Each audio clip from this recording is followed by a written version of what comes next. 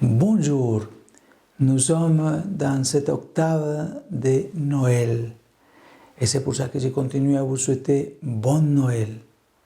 Pendant ce temps, nous continuons à célébrer la naissance de notre Sauveur et nous le faisons avant tout en faisant tout notre possible pour vivre l'Évangile, l'incarner, le mettre en pratique.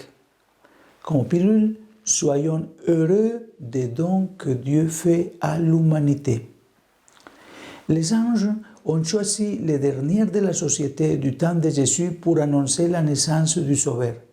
Cela se comprend mieux si l'on sait que Dieu aime tout le monde, mais préférentiellement les humbles qui ne mettent pas leur confiance dans les choses matérielles, mais dans la relation entre eux.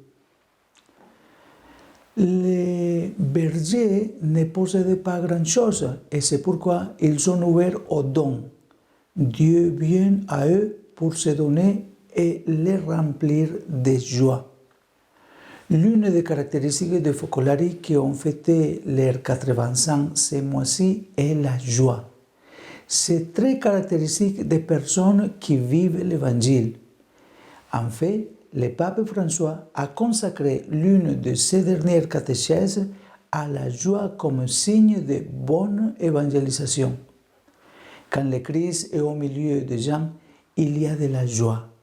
Le Christ se manifeste de cette façon qui est un signe surnaturel du divin au milieu de l'humanité. Les bergers, les mages, tous étaient remplis de joie en contemplant l'enfant Jésus. Nous aussi, nous devons chercher à vivre dans ce climat de joie, en vivant dans l'amour, en étant humble et en même temps généreux, en partageant ce que nous avons comme le faisaient les bergers avec Jésus, Joseph et Marie. C'est Noël que la joie se manifeste profondément comme conséquence de vivre l'Évangile qui nous amène à être généreux avec ce qui passe à nos côtés dans l'instant présent. Que le Seigneur vous garde, vous protège et vous accorde continuer à vivre dans la joie dans ce Noël. Amen.